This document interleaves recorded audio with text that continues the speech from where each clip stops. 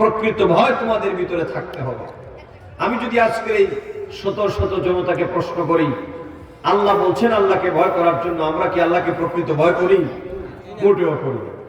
কারণ আমরা হচ্ছি সুযোগ সন্ধানী, বুক দিয়ে বলি ভয় করি, কিন্তু আল্লাহ পাক যে কাজগুলাকে নিষিদ্ধ করেছেন ওই কাজগুলো আমরা ছাড়তে পারি না। আর পারবো কিভাবে? আমরা না পারারই কথা। শোনেন ভালো করে, আমরা না পারারই কথা। কারণ ইবলিস দুষ্ট মলাউন বেঈমান আমাদের পিছনে পিছনে আসছে না নাই? আসতে কমার না আসছে না নাই? এই শয়তান মলাউন তো আল্লাহর কাছে চ্যালেঞ্জ করেছে রব্বুল আলামিন, যে আদমের জন্য আমি জান্নাত থেকে বের হয়ে গেলাম, আল্লাহ সেই বনি আদম, তোমার আদম সন্তান কিভাবে জান্নাতের মধ্যে যায় মাহবুব, আমি সেটা দেখে ছাড়বো। আল্লাহ পাক কি জবাবটা দিয়েছিলেন? আল্লাহ পাক বলেন, যে দুষ্ট মলাউন বেঈমান, শুনে রাখ, তুই আমার আদম সন্তানদেরকে জাহান্নামে বানাবি, পথভ্রষ্ট করে দিবি। না না না, বসো বসো, চুপচাপ বসো, বসো চুপচাপ বসো। একটু জিজ্ঞেস করে, লা ইলাহা ইল্লাল্লাহ, লা ইলাহা ইল্লাল্লাহ, লা ইলাহা লা ইলাহা ইল্লাল্লাহ মুহাম্মাদুর রাসূলুল্লাহ। পরে সাল্লাল্লাহু আলাইহি ওয়াসাল্লাম। কোরআন সুন্নাহর কথা শোনার সময় কথা বললে গুনাহে কবিরা হবে না। আমরা কি সওয়াব চাই না গুনাহ চাই? এজন্য আমরা কোনো কথা বলবো না, বলেন ইনশাআল্লাহ। শুনেন ভালো করে, যত মনোযোগের সাথে শুনবেন আল্লাহ কলবের ভিতরে তত নূর পয়দা করে দিবেন, বলেন ইনশাআল্লাহ। ভালো করে শুনুন। আল্লাহ পাক যখন শয়তানকে বললেন, ফাখরুজ ফাইন্নাকা রাজিম, রে মালাউন বেঈমান, তুই আমার জান্নাত থেকে বের হয়ে যা। শয়তান আল্লাহ পাককে চ্যালেঞ্জ করেছিল, আমি সেই ঘটনা বলবো না, আপনারা জানেন। বলছে, আল্লাহ কিভাবে তোমার আদম সন্তান জান্নাতে যায় আমি দেখেই ছাড়বো।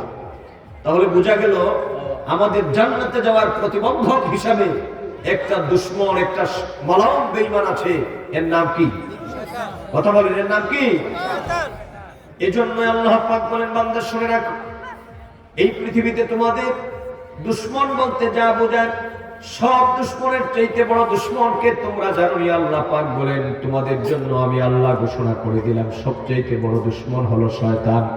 ইন্নাহু লাকুম আদুউম মুবিন। পড়েন যারা, পড়েন, ইন্নাহু লাকুম আদুউম মুবিন। এই শয়তান হলো তোমাদের জন্য প্রকাশ্য দুশমন। আচ্ছা বলুন তো দেখি, আমরা যদি জানি যে গ্রামের ওই লোকটা আমার ভালো দেখতে পারে না, আমার মন্দ চায়, শয়তানি দুশমনি করে, আপনি ওই লোক থেকে সাবধান থাকবেন কিনা? কথা একটু কথা বলে, থাকবেন কিনা? কিন্তু মানুষ ওই জায়গায় বড় গাফেল। দুনিয়ার সাধারণ শত্রু থেকে মানুষেরা যেইভাবে নিজেকে আত্মরক্ষা করে, নিজেকে খুব সংযত রাখে, কিন্তু প্রকাশ্য দুশমন মালাউন বেঈমান শয়তান থেকে সেই রকম মানুষেরা নিজেকে দূরে রাখে না। কথা কন না, ঠিক কিনা বলেন? বরং শয়তানের ফাঁদে আমরা পা দিতে বড্ড রাজি, অনেকভাবে আমরা পাও দিয়ে দিই। এবার আসো আমার যুবকেরা, ও যুবক, কলেজে পড়ো, বিশ্ববিদ্যালয়ে পড়ো, যুবককে ভালো করে শুনে যাও।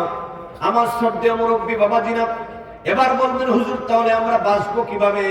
হ্যাঁ, নিশ্চয় আল্লাহ পাক তিনি আমাদেরকে শয়তানের ধোঁকা থেকে বাঁচায় দিবেন। যারা আল্লাহ পাকের প্রকৃত বান্দা হয়ে যাবে, আল্লাহ পাকের কাছে শয়তান মালাউন বেঈমান যখন বলছিল, রব্বুল আলামিন তোমার বান্দা কিভাবে জান্নাতে যায় আমি দেখেই ছাড়বো।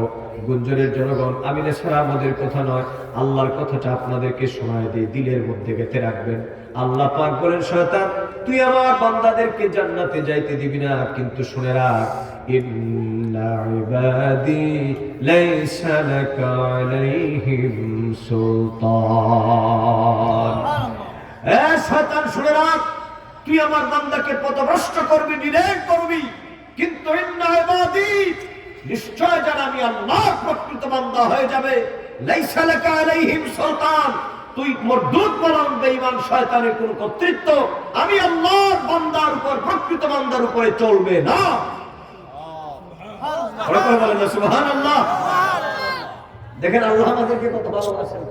আল্লাহ তিনি শয়তানকে পাল্টা বলেছেন যে আমার বান্দার উপরে তোর কোন কর্তৃত্ব চলবে না। এই জন্যই বাজারে মাহফিল গুলাতে আসতে হয়। এগুলাতে যতক্ষণ বসবেন শয়তান আপনার উপরে কর্তৃত্ব করতে পারবে না, শয়তান ফেলুর হয়ে যাবে।